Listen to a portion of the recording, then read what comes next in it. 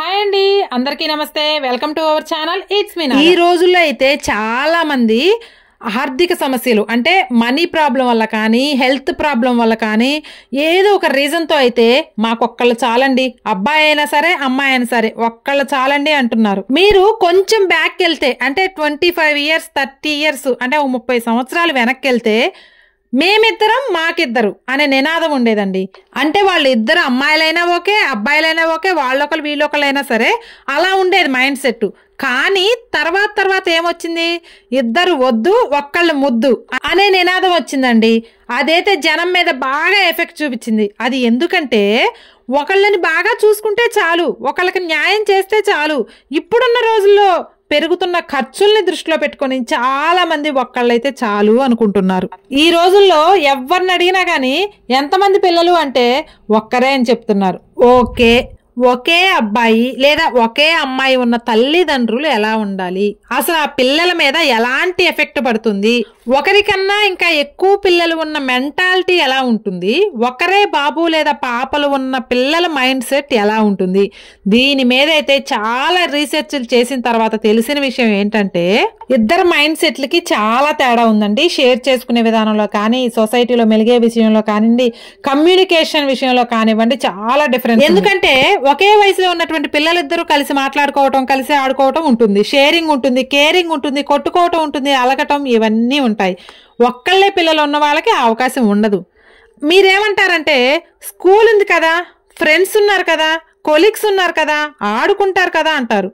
కానీ ఇక్కడ ప్రాబ్లం ఏంటంటే, సరే పాప స్కూల్కి వెళ్తుందండి, అక్కడ ఫ్రెండ్స్ ఉంటారు, నేను కాదనటం లేదు. కానీ స్కూల్లో ఎంతసేపు ఉంటారండి? 6 hours లేదా 8 hours, 6 లేదా 8 గంటలు ఉంటారు.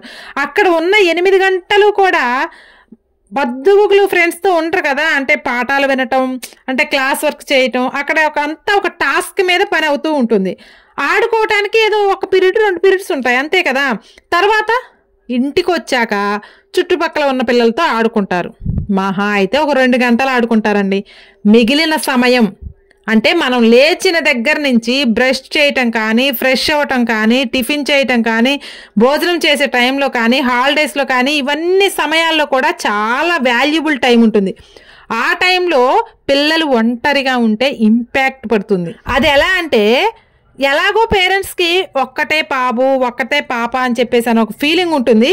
అప్పుడు ఏం చేస్తారు, ఓవర్ కేరింగ్, ఎక్కువ ఫోకస్ చేయటం, ఎక్కువ గారాబం కూడా చేసేస్తారు. అంటే ఆ పాపకి లేదా బాబుకి ఆ వస్తువు అవసరం రాకముందే ఇచ్చేస్తారు, ఆకలి వేయకముందే పెట్టే ప్రయత్నం చేస్తారు.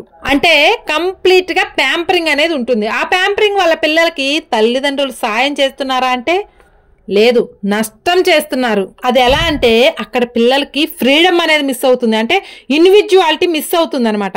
ఒక బాబు ఒక పని చేయాలనుకున్నాడండి, ఆ బాబు కింద పడతాడు, లేస్తాడు, ఏదో చేస్తాడు, నేర్చుకుంటాడు.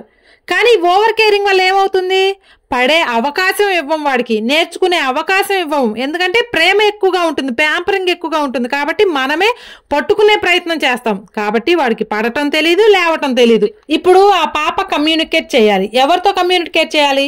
అమ్మతో లేదా నాన్నతో చేయాలి.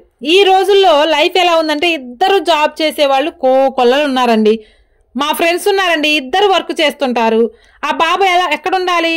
స్కూల్ నుంచి వచ్చాక చూసుకోవడానికి ఒక పని మనిషి ఉంటుంది. ఇప్పుడు ఆ పని మనిషి కేరింగ్ లో ఎంత కమ్యూనికేట్ ఉంటుందండి? అతను ఏమైనా ఫీలింగ్స్ చెప్పుకోవాలన్నా, ఏదైనా షేర్ చేసుకోవాలన్నా అక్కడ ఆ పని మనిషితో ఏం షేర్ చేసుకోలేడు కదా.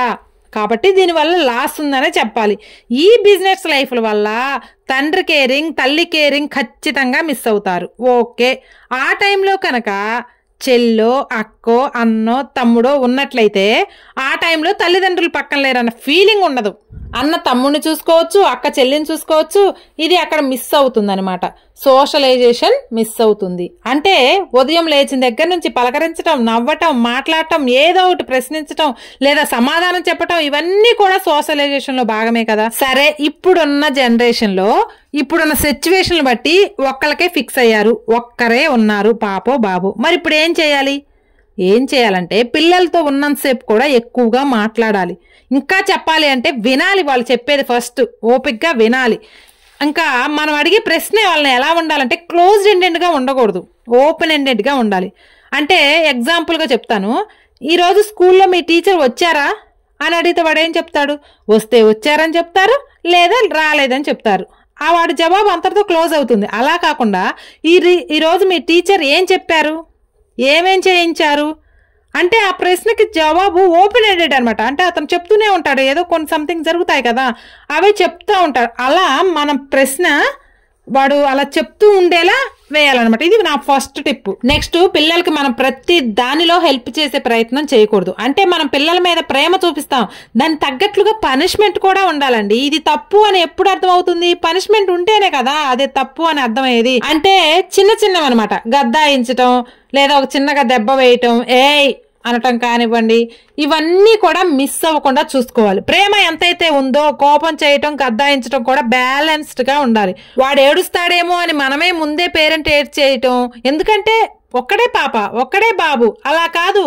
మనం గుండె నిబ్బరం చేసుకుని వాడు ఏడవటంలోనే నేర్చుకుంటాడు, పడటంలోనే నేర్చుకుంటాడు, కష్టపడటంలోనే నేర్చుకుంటాడు అన్న నిజాన్ని మన తల్లిదండ్రులు తెలుసుకోవాలి. ఇంకా వాడు ఒక పని చేస్తున్నాడు అంటే వాడిని కంటితో గమనించాలి, అంతే తప్ప కంప్లీట్ గా ఓవర్ కేరింగ్ చేయకూడదు, వదిలేయాలి. ఇంకా నెక్స్ట్, స్కూల్లో ఎక్స్ట్రా క్లాసులు ఉంటాయి. అంటే డాన్సింగ్ కానీ, సింగింగ్ కానీ, కరాటే కానీ, చెస్ కానీ, ఇలా ప్రతి దాంట్లో కూడా వాడు ఇన్వాల్వ్ అయ్యేలా చూడాలి. చాలా మంది ఏం చేస్తున్నారంటే బయటకు వెళ్ళొద్దు, సేఫ్టీ ఉండదు అన్న ఆలోచనలో చాలా మంది ఉంటారు. నిజంగానే ఈ రోజుల్లో సిటీ వాతావరణం కూడా అలాగే మారిపోయింది. అలా కాకుండా అపార్ట్మెంట్స్ లో కానీ, కనీసం 4-5 ఫ్యామిలీస్ లో ఉన్న కాలనీలో కానీ బయటికి పంపించే ప్రయత్నం చేయాలి. కనీసం 2-3 పిల్లలు ఉన్న ఇంటిలోకి మీ బాబుని లేదా పాపను పంపండి, లేదా వాళ్ళనే మీ ఇంటికి ఇన్వైట్ చేయండి. ఈ వాతావరణాన్ని క్రియేట్ చేయాలి. ఎందుకంటే ఖచ్చితంగా మీరు ఇంకొకటి గుర్తుపెట్టుకోండి, ఇక్కడ నేను బాగానే చూసుకుంటాను అనే ఫీలింగ్ ముందు తల్లిదండ్రులు తీసేయాలి. ఎందుకంటే మనం ఎంత బాగా చూసుకున్నా కానీ సేమ్ ఏజ్ గ్రూప్ ఉన్న పిల్లల్లో ఉన్న కమ్యూనికేషన్ మనం ఇవ్వలేం. అందుకే పిల్లల్ని ఫ్రెండ్స్ తో ఆడుకొనివ్వాలి. వాళ్ళకి అప్పుడు ఫ్రెండ్షిప్ విలువ తెలుస్తుంది, ఆ కేరింగ్ తెలుస్తుంది. వాళ్ళు గొడవ పడాలి, ఆ గొడవ పడటంలోనే నేర్చుకుంటారు. సమస్యలు క్రియేట్ అవ్వాలి, అప్పుడు ఆ సమస్యలు క్లియర్ చేసుకోవటంలో నేర్చుకుంటారు. కాబట్టి ఇలాంటి వాతావరణం ఎప్పుడైతే క్రియేట్ చేస్తామో అప్పుడు ఒక షేరింగ్ అండ్ కేరింగ్ కాన్సెప్ట్ కూడా ఇన్వాల్వ్ చేయొచ్చు. కాబట్టి గొడవ పడటం, అపార్థం చేసుకోవటం, తర్వాత అర్థం చేసుకోవటం, అడ్జస్ట్ అవటం, త్యాగం చేయటం, ఇవన్నీ కూడా ఒకళ్ళకొకళ్ళు ఉన్నప్పుడే తెలుస్తాయి. కాబట్టి మా పిల్లల్ని మేము చూసుకుంటాం, మేము సరిపోతాం అనే ఆలోచనలోంచి కొంచెం పక్కన పెట్టి సేమ్ ఏజ్ గ్రూప్ ని క్రియేట్ చేయగలిగితే ప్రాబ్లమ్ ని ఓవర్కమ్ చేయాలి. ఇక్కడ ఒక ఛానల్ చూపిస్తానండి మీకు, మహికవి అని. ఇందులో అయితే చక్కగా తెలుగు కథలు, మోరల్ స్టోరీస్, కార్టూన్ వీడియోస్ ఇవన్నీ అప్లోడ్ చేస్తారండి. చాలా క్లియర్ గా ఉంటాయి, పిల్లలకి ఈజీగా అర్థమవుతాయి. ఈ స్టోరీస్ మీ పిల్లలకి వినిపించండి, తర్వాత ఆ స్టోరీలో మీకు ఏం అర్థమైందో అని అడగండి. ముందైతే మీరు ఈ ఛానల్ ని సబ్స్క్రైబ్ చేసుకోండి, మహికవి. పిల్లలకి ఈ ఛానల్ చాలా బాగా యూజ్ అవుతుంది. రోజుకు ఒక స్టోరీ చక్కగా వినిపించవచ్చు అనమాట. మోరల్ స్టోరీస్ పిల్లలకి భోజనం పెడుతూ లేదా నిద్రపుచ్చుతూ రోజుకు ఒక స్టోరీ చక్కగా వినిపించవచ్చు అనమాట. అర్జెంట్ గా ఈ ఛానల్ అయితే సబ్స్క్రైబ్ చేసుకోండి. ఓకేనండి, ఇది ఈరోజు వీడియో నచ్చితే లైక్ చేయండి, ఎలా ఉందో కామెంట్ చేయండి. Thank you for watching.